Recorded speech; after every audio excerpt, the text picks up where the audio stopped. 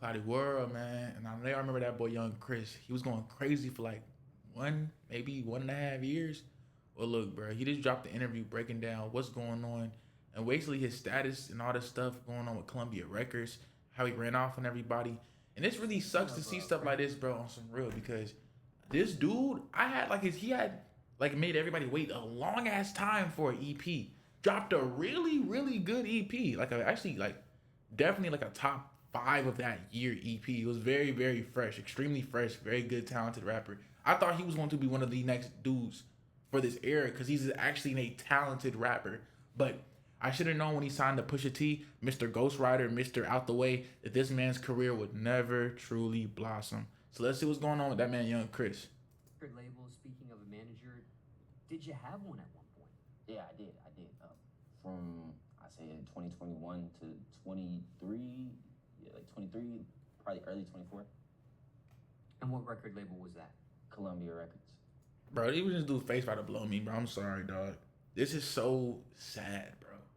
Not even because he like fell off or this or that, but like when there's actually rappers that are talented, creative, have skill, have drive, and they just let things just sell, it just feels as if they never even cared about their craft to begin with, man.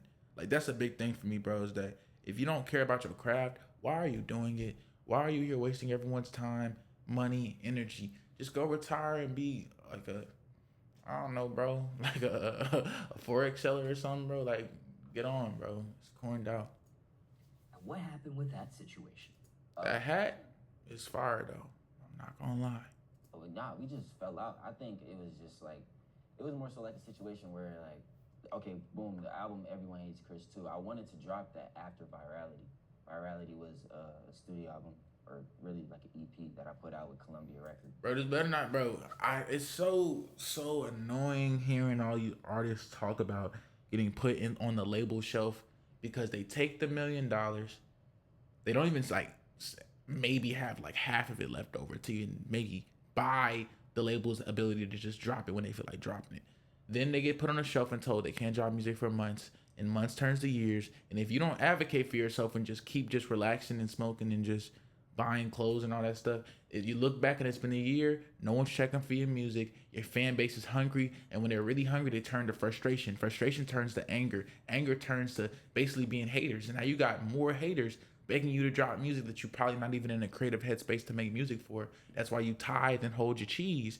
So it's just, oh my gosh, bro. I've done this so many times, bro, when I was at A&R with Interscope. It's ridiculous. These artists are so full of themselves, bro. And it hurts because some of them that are so talented just get swept through the cracks. Some talented, genuinely hardworking creatives, man. And I wanted to put out Everyone Hates Chris 2, a different version of what I released back in 2024, June 14th. That would have been a tough. I ain't gonna lie, that would have been a tough album. There, Everybody Hates Chris 2 would have been a very tough album. Man, I ain't gonna lie, bro. Still, Everyone Hates Chris 2. I wanted to put that out.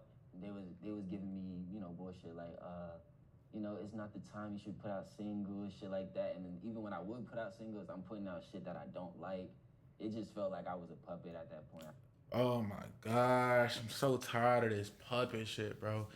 Oh my gosh, these artists have no accountability. You signed, took the check, took the cheese, took the impact, took the LA, ATL, New York motion. You got what you had, bro. What did you do with your time? This is why they be saying the ride, it stops eventually, bro. You were talented, but bro, to say you were top 5 in this generation would be a lie. You have the skill set, you have the ability to be where you need to be, but you didn't have the grind and the fire to push yourself there, bro. Even right now, I can see, like, I don't feel real anger from this situation. You should be frustrated. You should be in your bag with a fire in your heart because clearly you still got connections and positivity because they're not dragging your name through the mud. You could use this time to pivot, but instead you're going to drop a interview dissing them. What is wrong with these dudes, bro? Because they'll say you're telling your truth. And his fan base will say, he's just telling his truth, right? Yet, we all know how this clipping game go. We all know how this internet game go. There's gonna be no context. In a few days, there's gonna be a bunch of these clips on TikTok, Instagram, the whole thing, and they will have zero context. And all you need is one label head. Not even label head. All you need is someone who was doing what I was doing on a diet level. All you need is literally someone in the label crib that was cleaning up the couches to see that, hey, Hey, label manager, you seen this video he posted? Oh snap, nah, bro, good for you. Nah, bro, just got a raise and a new push up in the industry, and you getting kicked out just off one bad. I ain't gonna do it, bro. They think it's sweet, bro. I be telling y'all think this stuff sweet until you really get in the industry, man. I felt like terms sold my soul. Like I never sold my soul, like the way y'all think, but. Yes, you did, bro. Even just right there is, I'm so, these dudes have no accountability. It be making my stomach hurt. It be making my butt itch, bro. These dudes are cornballs, bro. Dude just said, I ain't sell it like that, but what? What? What does that even mean? You give no one confidence with that. You give no one credibility with that, bro. I guess, bro, his eyes look empty right now, bro. I'm gonna be real. They look glassy, like literally glassy, like glossed over. Like this dude, the industry chewed him up, bro. I'm not gonna lie, and it don't seem like he's in the mental to want to lock back in and take over. I'm just being honest. I'm not saying he looks defeated. I'm just saying I don't see that fire in him, bro. At least that got me into his music. I think it was just like a sellout moment. I was like, oh no, I can't do this shit no more. So I just ghosted them niggas. I'm gonna be honest. Like I just straight ghosted them, cut them off, and then. Think about this. Why? I'm gonna explain this to y'all real quick. I'm gonna really explain this to y'all, right? There's so many artists out here that would literally, like, I'm not even joking, do some unspeakable things to their closest friends and family just to get a voicemail from these labels. And this dude thinks that he outsmarted them by blocking them and ignoring their calls. You outsmarted them, whose job it is to push your career. Because the same way that your job is to make the money and recoup an investment, you've done that very clear. Your music is good. You have a good image. You have a good push.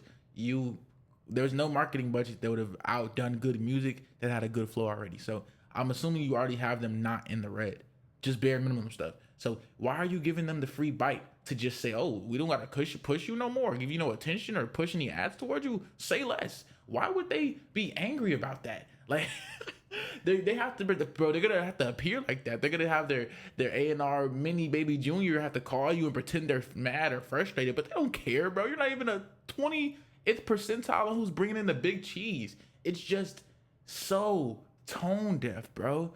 I'm not out here to hate on Yvngxchris. He's a very talented artist. I think he was one of the better artists and rappers of that time, that underground era. I think he was one of the few that actually broke through and didn't just get stumped. Like, bro, the fact that you have people like Sofago that are signed to Cactus Jack who can't even get him to support or give him a repost, and you got dudes like this who got Columbia behind them and are ghosting them. It just shows you how much the industry is so confused and so backwards, bro. It's so backwards. Cut ties straight up, and then ever since then I've been chilling for real.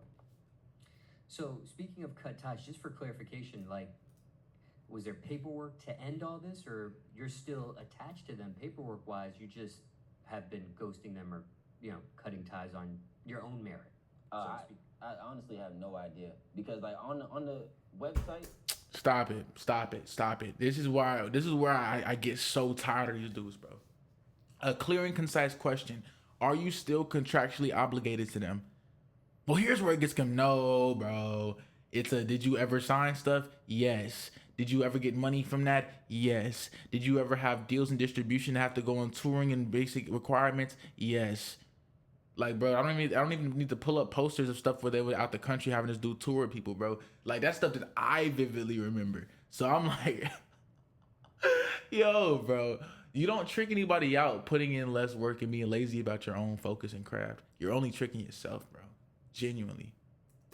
If you look up Columbia Records, they have a whole list of artists that's on their roster, and I'm not on that list because I don't talk to them, but contractually, possibly, but until they come through with the papers and try to serve me and shit, like I don't. Why would they serve you, bro? You're not accepting your cheese.